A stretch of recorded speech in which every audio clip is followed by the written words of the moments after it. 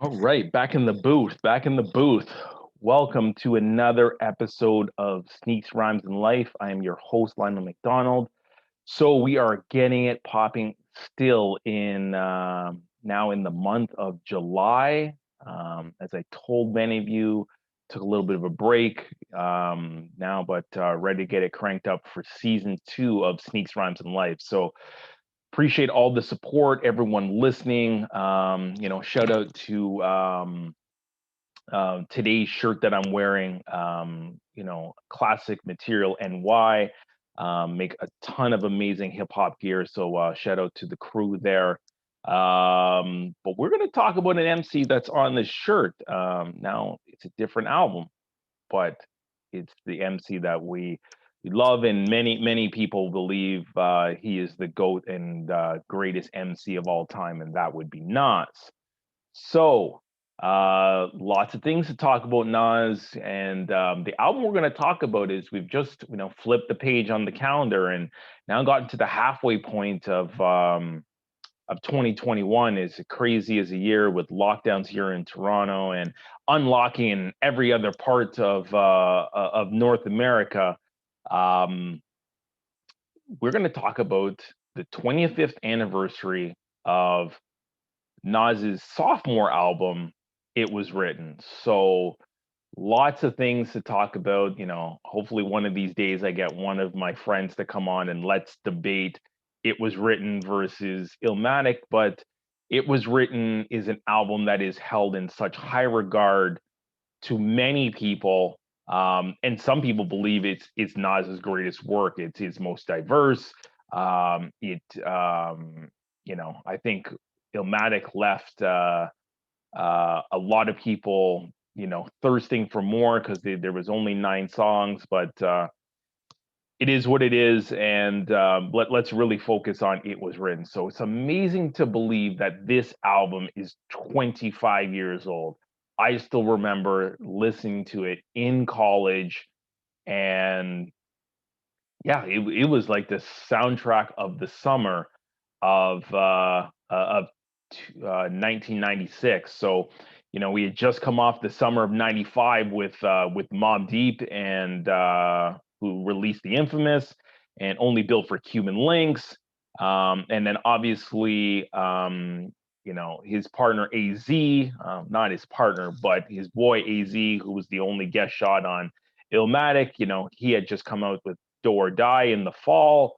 So a lot of things when you think about this album, and you know one of the things is it was this whole change for Nas. It was like an evolution, or he went right or left. It's up to you how you want to think about it. But Nas has always been considered like that hardcore New York MC. Like, your favorite rapper, his favorite rapper is probably Nas.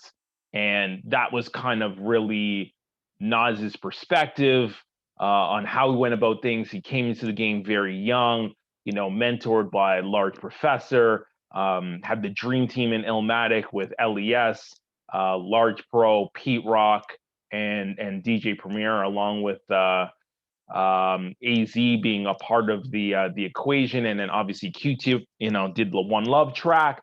Um, but yeah, this was like, call it the hip hop's golden child, and here is Nas, a couple years later, now has come back with his sophomore release. It Was Written. So in many people's eyes, this is Nas's best work, and it definitely felt different because we left Nasty Nas in 1994 and 1995. And when we got this album, it had 3 singles. It was, first it was I Rule the World, the track that he did with Lauryn Hill, which is, I think, Nas's greatest commercial album or song of all time. Then we had Street Dreams, and then we had The Messages, the 3 singles from the album.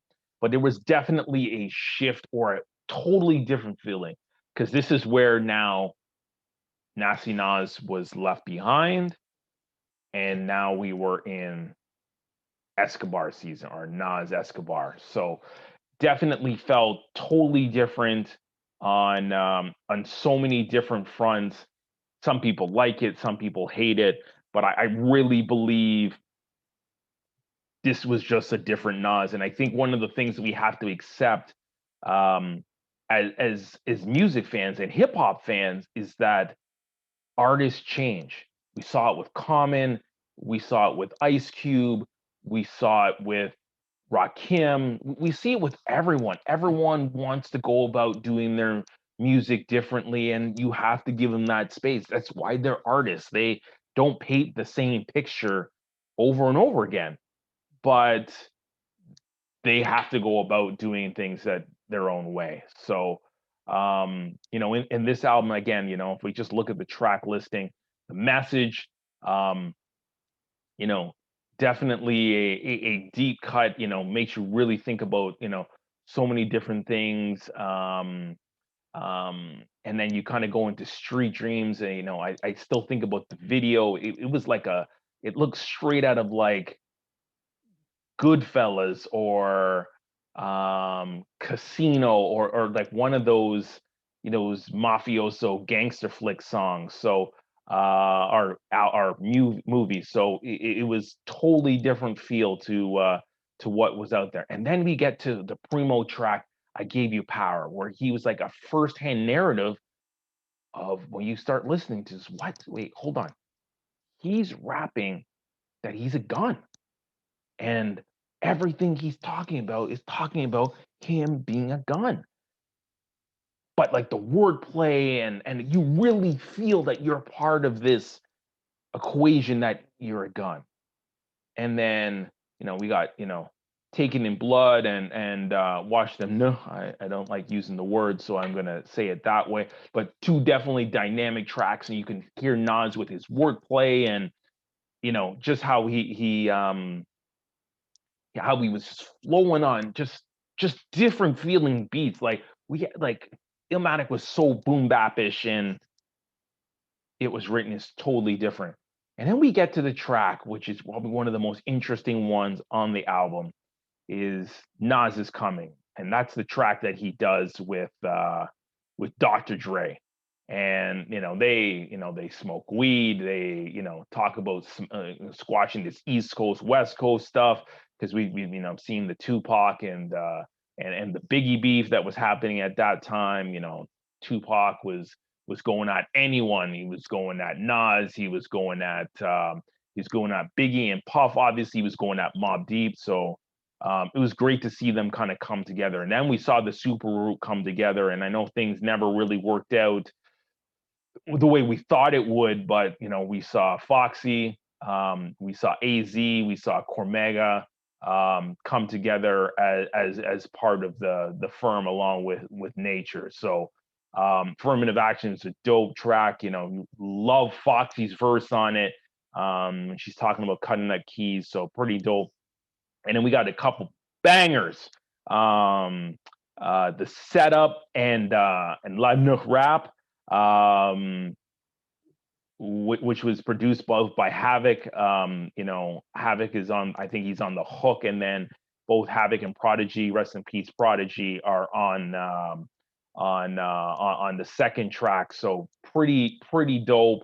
That is more boom bapish. You definitely you just really appreciate how amazing production that Havoc is a producer. And then Shootouts and Suspects really paints you an intricate picture of what the projects were like in Queensbridge and any part of New York or North America for that matter. So, and then we get to I Rule the World. And again, this album did like, I think currently it stands as like, it's almost 2.5 million. And this song in particular went platinum, I believe. So I remember just recently hearing about Busta and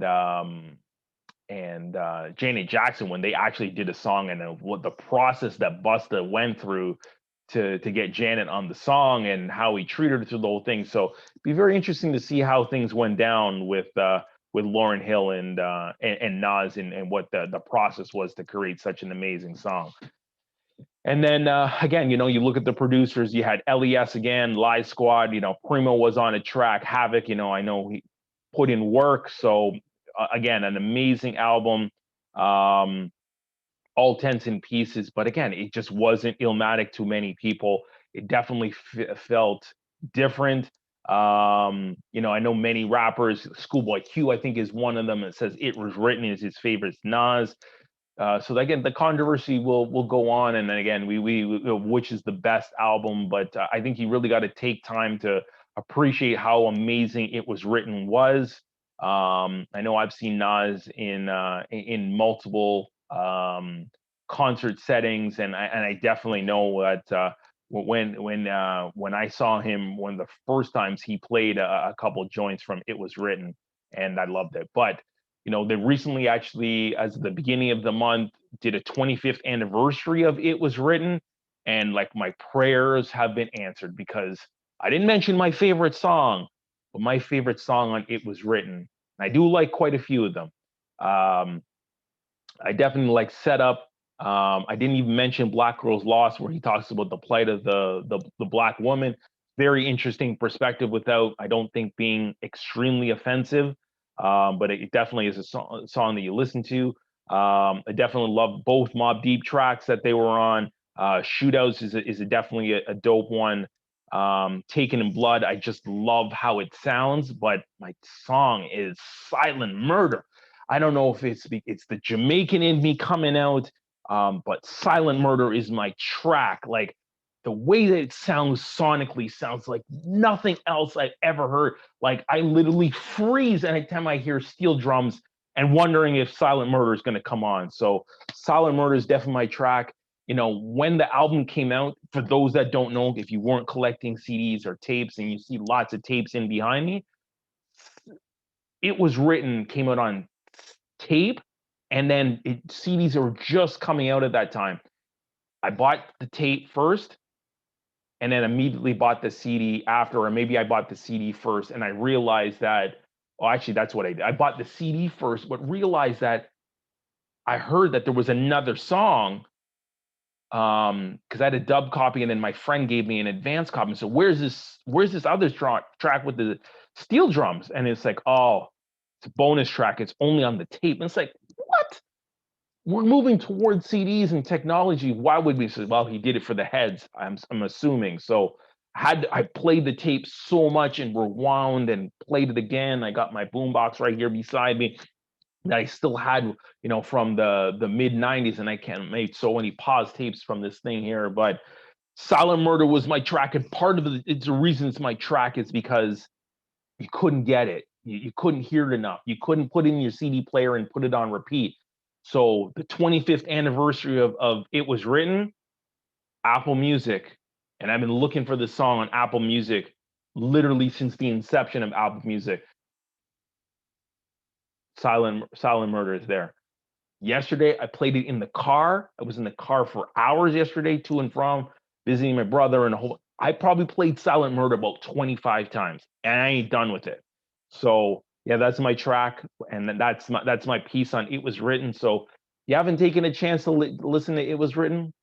Go ahead, play it, check it out. It is one of the most amazing pieces of Nas's catalog. I will probably tell you it's his second best album, only to Illmatic. I think with the King's Disease, or which he won a Grammy for, so shout out to Nas on that. But I also think it is one of the most amazing pieces of work that's come out from Nas. I love Life Is Good. It's another one of my favorites. Stillmatic is also one of my favorites. That easily could be my top 5. But It Was Written is for the people. Definitely flex.